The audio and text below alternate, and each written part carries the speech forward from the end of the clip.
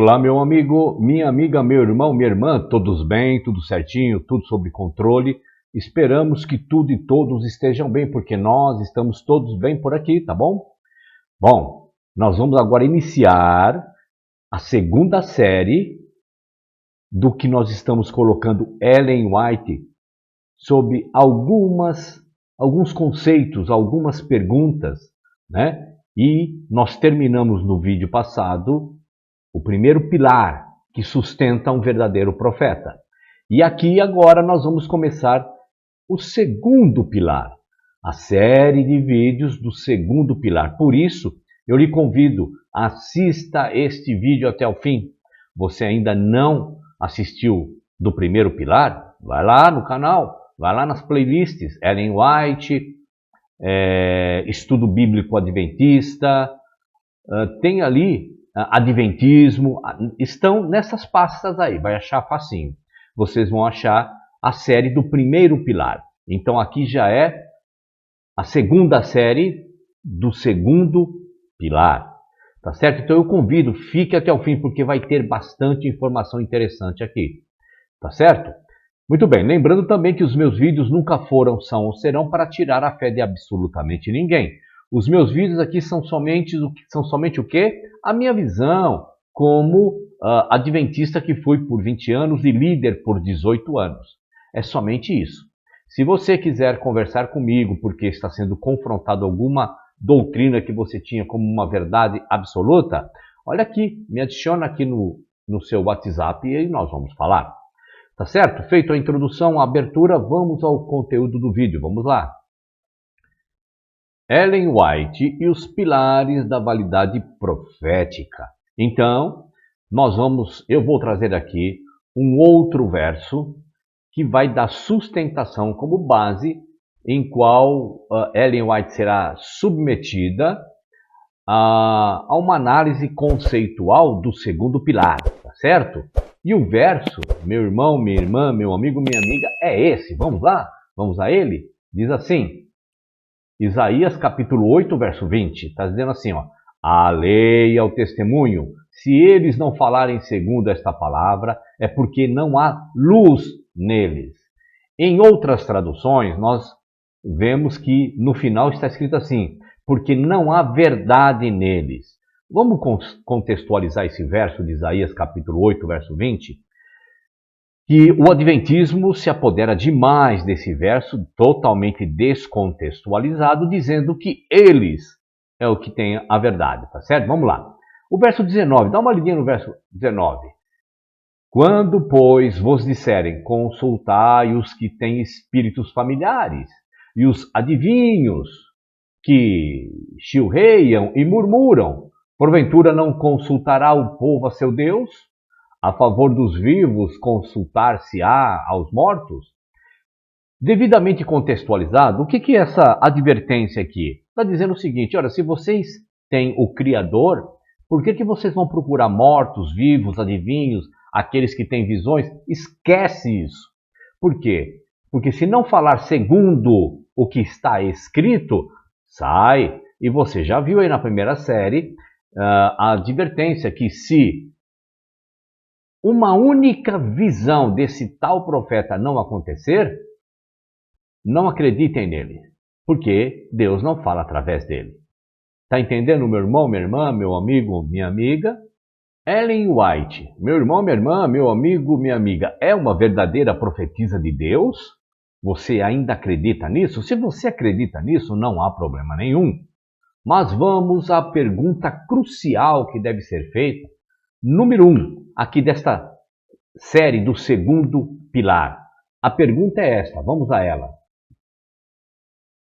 Os que rejeitaram conscientemente a mensagem de William Miller de 1844 estavam realmente perdidos? Meu irmão, minha irmã, meu amigo e minha amiga, nesta nova sequência aqui desta série, o segundo pilar, vamos abordar sobre este pilar. Qual é o conceito que eu vou trazer aqui nesse segundo pilar? O conceito é este: fidelidade às Escrituras. Lembra lá Isaías 8:20? Se não houver paralelo com as Escrituras, não há verdade nesse profeta. Entende, meu irmão, minha irmã, meu amigo, minha amiga?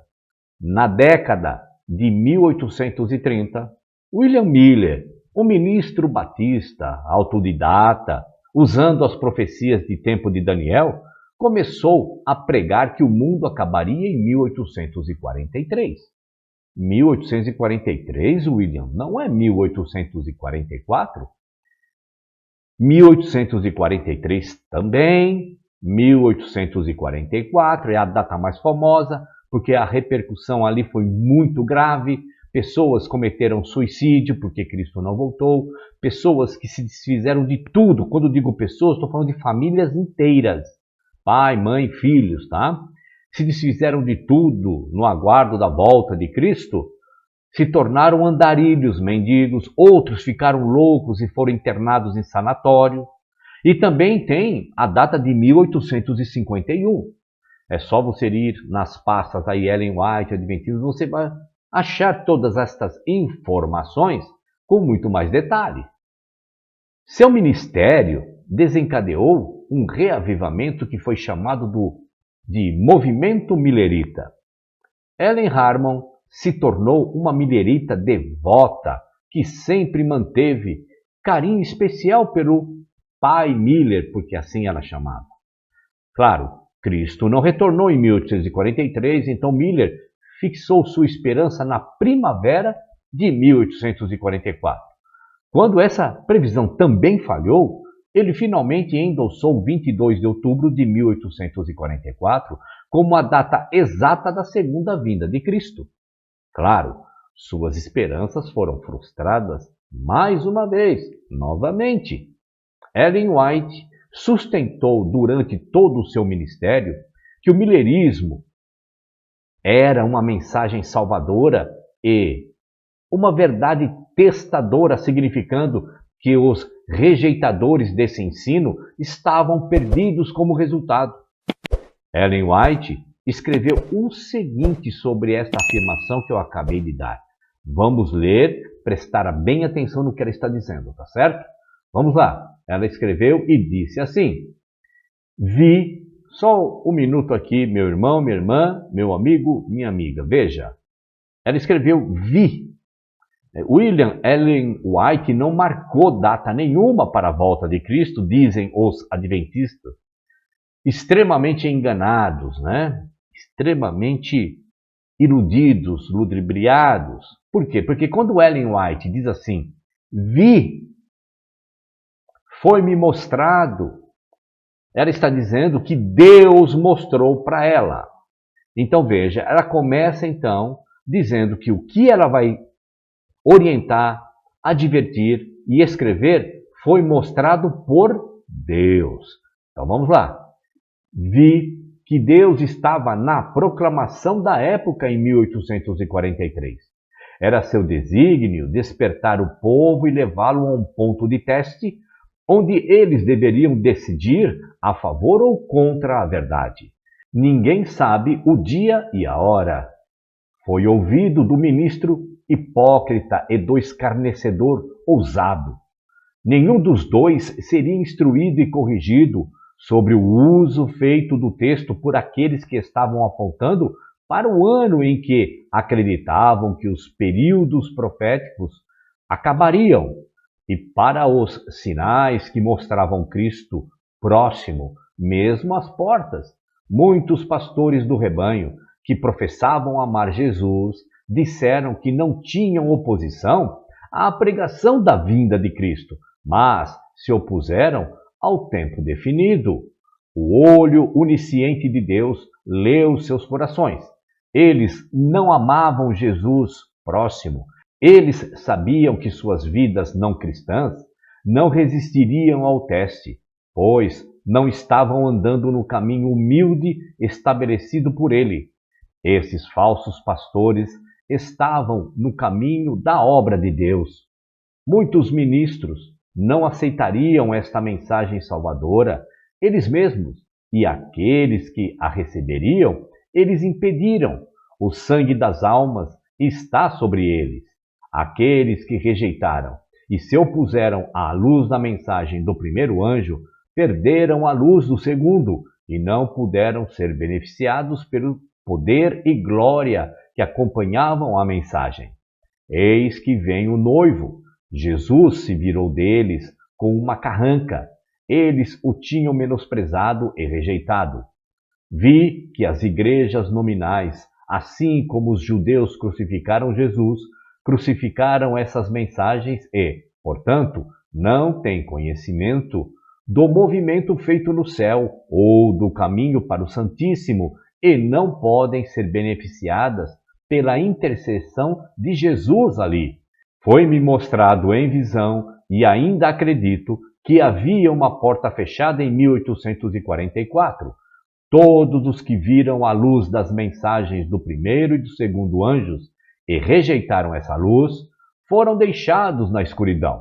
E aqueles que a aceitaram e receberam o Espírito Santo que acompanhou a proclamação da mensagem do céu, e que depois renunciaram à sua fé e declararam sua experiência uma ilusão, rejeitaram assim o Espírito de Deus, e ele não mais pleiteou com eles.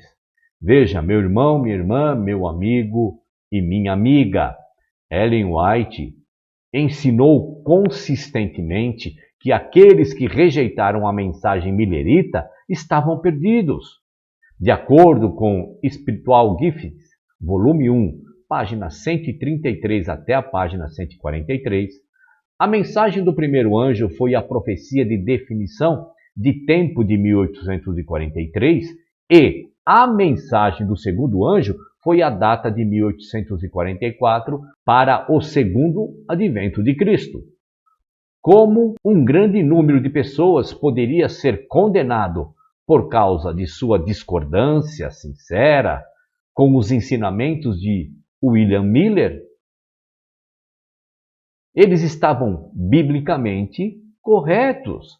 O dia e a hora, ninguém sabe. Cristo não veio em 1844.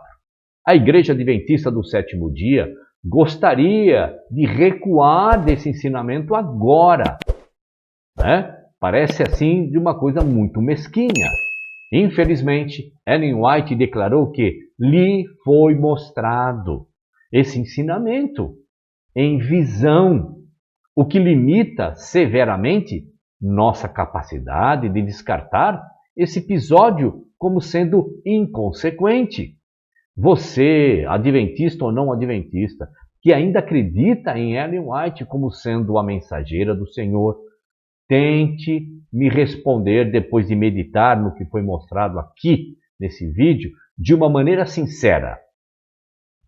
A teologia de William Miller estava correta em relação à segunda vinda? A Bíblia dá alguma indicação de um fechamento massivo da provação antes do fim dos tempos? Em outras palavras, meu irmão, minha irmã, meu amigo, minha amiga, adventista ou não, que acredita que Ellen White seja realmente uma profetisa, há alguma mensagem bíblica do tipo Noé, que deveria ter alertado as pessoas a embarcarem na arca millerita? Um desacordo teológico sobre o significado das profecias de Daniel se relacionaria de alguma forma lógica com a prática do pecado imperdoável? É típico de Deus fazer arbitrariamente de uma passagem bíblica obscura um teste decisivo para a salvação? Não vamos esquecer, meu irmão, minha irmã, que Ellen White pregou que quem não acreditou na primeira mensagem em 1843, que foi um teste em 1844, que agora eram hipócritas e tudo mais, estavam perdidos. A Igreja Adventista, ela em nenhum momento ensina os seus membros que Ellen White deu o crivo de profetisa nessas datas, dizendo simplesmente, Ellen White nunca marcou data. Entende? Mas veja, Ellen White deu o crivo e advertiu ainda essas pessoas que não aceitaram a mensagem. Bom, não vamos aqui esquecer de qual pilar estamos tratando nesta segunda série, nesse segundo pilar. Vamos ver de qual pilar se trata? O pilar é este: fidelidade às Escrituras.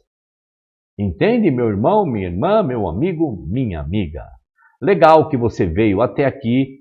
Vamos aguardar aí o próximo vídeo do segundo pilar, que está tão interessante quanto foi a primeira série do primeiro pilar. Um abraço a todos, fiquem na paz e até o próximo vídeo. Até lá!